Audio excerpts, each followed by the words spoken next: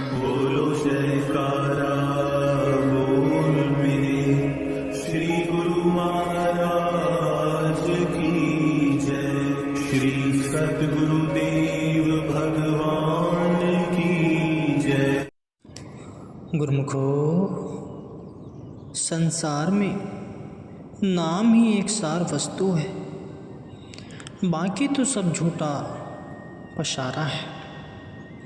नाम सर्वोत्तम शक्ति है और सच्ची दौलत भी है। यह जीव की असली रूहानी पूंजी है और यह वह धन है जिसको पाकर जीव माला माल और निहाल हो जाता है। विपरीत इसके जो इस अनमोल पूंजी की संभाल नहीं करते, वे कंगाल हो सदा दुख पाते हैं। जिस जीव को सच्चे नाम की बख्शीश हो जाती है, उसके भाग्य जग जाते हैं और बेड़ा पार हो जाता है। जो जीव नाम के सेवन और सुमरन में लगा है, वह सही मायनों में अपने समय को सकारत कर रहा है और पूरा लाभ प्राप्त कर रहा है। नाम की कमाई के अतिरिक्त दुनियावी धन दौलत, गुण चतुराई व ऊंची पदवी हासिल कर लेने के बावजूद भी इंसान वह स्थान प्राप्त नहीं कर सकता जो उसे केवल सच्चे नाम की बदौलत प्राप्त हो सकता है।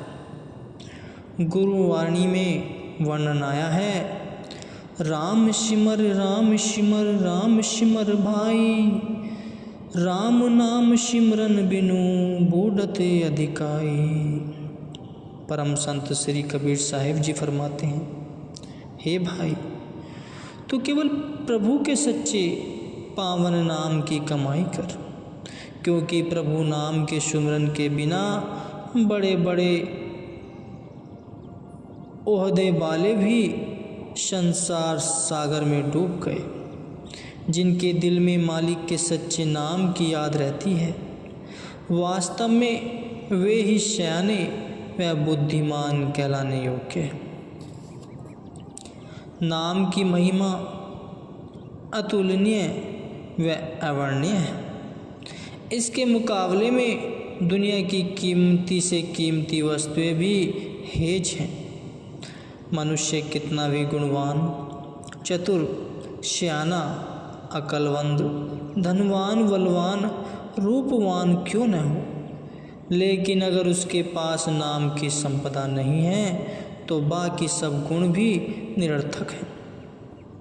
जो नाम की कमाई से वंचित रह जाते हैं, उनके जीवन का प्रयोजन अधूरा रह जाता है। वे अपने बहुमूल्य समय का सदुपयोग नहीं कर पाते और वास्तविक लाभ से वंचित रहकर बहुत घाटे में चले जाते हैं। नाम और भक्ति की कमाई ही जीवन की असली और सच्ची कमाई है। इसलिए ही संत महापुरुषों की वाणियों में नाम की महिमा को इतना महत्व देकर बयान किया गया है।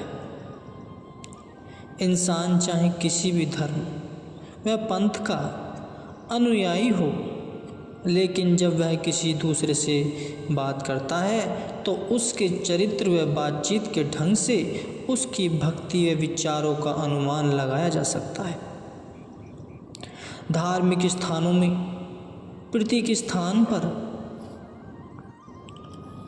चाहे वह मंदिर हो या गुरुद्वारा, वहाँ हर समय नाम की ध्वनि ही गूंजायमान होती है और कीर्तन का अद्भुत रस आता है।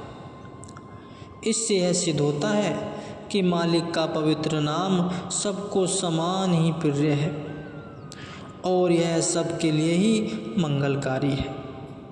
कोई कितना भी दुखी, दरिद्र, अधम व पापी क्यों न हो, उन सब के लिए प्रभु नाम ही एक ऐसी संजीवनी है जो कल्याणकारी है और सभी प्रकार के दुखों, रोगों और क्लेशों को समाप्त करके जीवन को आनंदमय बनाने का वे मिसाल स्रोत है।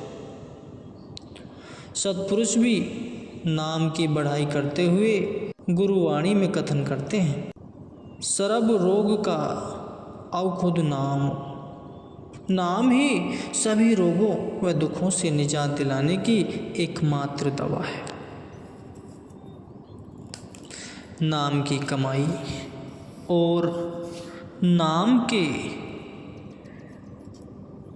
प्रताप से ही कितने ही जीवों ने सद्गति पाई और कितने ही नीच मलिन व अधम पापियों ने सर्वोत्तम पद को पाया। नाम के प्रताप से ही शिवाजी महाराज ने अविनाशी पद को पाया। नारद मुनि, सुखदेव मुनि और बाल ऋषि सनक, सनंदन, सनातन, सनंत कुमार और अन्य सिद्ध साधक, योगी मुनि, तपस्वी आदि ने नाम के प्रताप से ही ब्रह्म सुख को प्राप्त किया।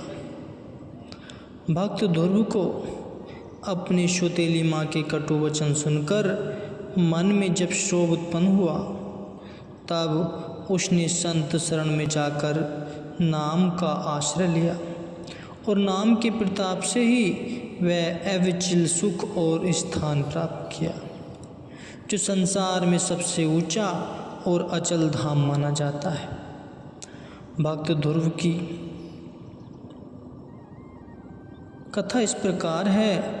भक्त ध्रुव राजा उत्तानपाद का बेटा था।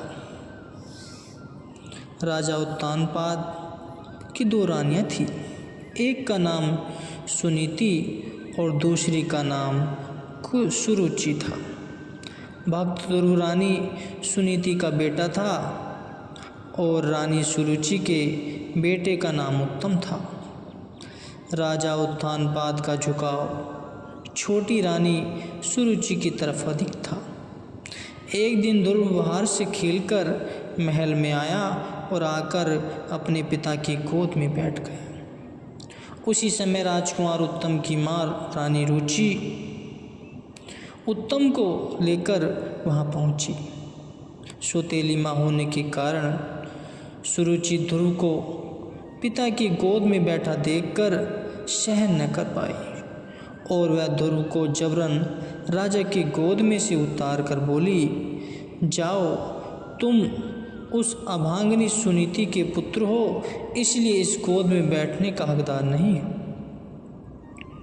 इस गोद में बैठने के लिए तुम्हें मेरी कोख से जन्म लेना होगा। यह गोद मेरे पुत्र उत्तम के लिए है। तुम्हारा इस गोद और राज सिंहासन पर कोई अधिकार नहीं, इसलिए तुम यहाँ से चले जाओ। सौतेली माँ के अपमान भरे वचन सुनकर बालक ध्रुव रोता हुआ अपनी माँ सुनीति के पास पहुँचा और उसे सारा हाल कह सुनाया। उसकी बात सुनकर रानी सुनीति ने ध्रुव को धीरज बंधाया और कहा, बेटा, अगर माता सुरुचि ने तुम्हें पिता की गोद में नहीं बैठने दिया तो क्या हुआ? जगत पिता परमेश्वर की गोद में तो अभी भी तुम्हारे लिए खाली है। तुम जाकर उनकी गोद में आश्रय लो। ध्रुव ने पूछा कि माँ, ये जगत पिता कौन है? तब माँ ने बड़े प्यार से उसे समझाते हुए कहा कि यह संसारी माता और पिता का नाता तो झूठा व स्थायी है और उनसे प्राप्त होने वाला सुख भी झूठा व अस्थायी है। वास्तव में प्रभु परमात्मा ही सबके परम हितैषी व सच्चे पिता हैं। वे अथाह शक्तियों के स्वामी हैं। उनके पलक झपकने मात्र से ही सृष्टि की काया पलट जाती है। तुम्हें जिस राज्य से आज निर्वासित किया गया है, ऐसे अनेकों अनगिनत राज्य उनके अधीन हैं। तुम जाकर उन्हें रिझाकर उनकी गोद में आश्रय लो। बालक ध्रुव ने माँ से पूछा कि वे सच्चे नाम व परम हितैषी पिता मुझे कहाँ और कैसे मिलेंगे? मैं उनकी गोद में बैठकर उनका प्यार पाना चाहता हूँ। बालक के इतने शुद्ध व परिपक्व विचार देखकर माता ने प्रसन्न होकर कहा कि तुम्हारे वे पिता तो कण कण में मौजूद हैं। उनके नाम का सच्चे मन से सुमरण करने से वे तुम्हारे ऊपर प्रसन्न होकर तुम्हें अवश्य ही अपनी गोद में आश्रय देंगे। बालक ध्रुव माँ के मुख से ये वचन सुनकर परमात्मा की खोज में घर से निकल पड़ा। महल से निकलकर ध्रुव राज्य की सीमा से बाहर पहुंचा ही था कि उसकी भेंट देव ऋषि नारद जी से हो गई। ध्रुव ने उन्हें प्रणाम किया तो देव ऋषि नारद जी उसे महल त्याग कर वन की ओर जाने का कारण पूछने लगे। ध्रुव ने उन्हें सब वृत्तांत कह सुनाया।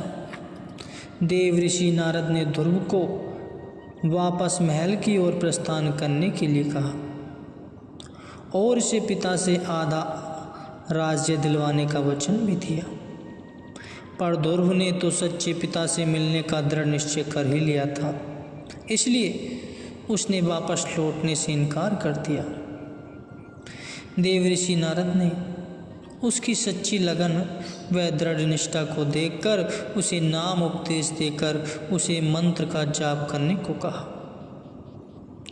ध्रुव ने देव ऋषि नारद के वचनों का अक्षरशः पालन करके बहुत थोड़े ही समय में भगवान का साक्षात दर्शन पा लिया और भगवान की पूर्ण प्रसन्नता को पाकर अपने मनोरथ को पूर्ण किया।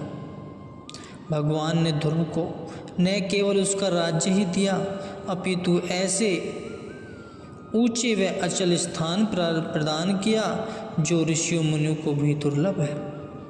इसी प्रकार भक्त शिरोमणि हनुमान जी ने राम नाम को अपने हृदय में बसाकर भगवान श्री रामचंद्र जी की प्रसन्नता पाकर उन्हें अपने वश में कर लिया था।